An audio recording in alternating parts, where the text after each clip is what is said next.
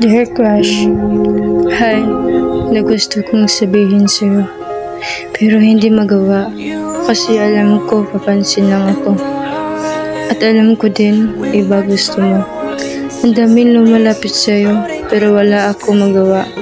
Hindi ko mapigilan magselos pero wala akong karapatan.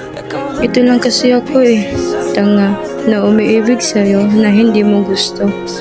Sabi ko na sa sarili ko, natigilan kita at pagkawalan. Kasi di ko alam yung mundo mo ay hindi magiging ako.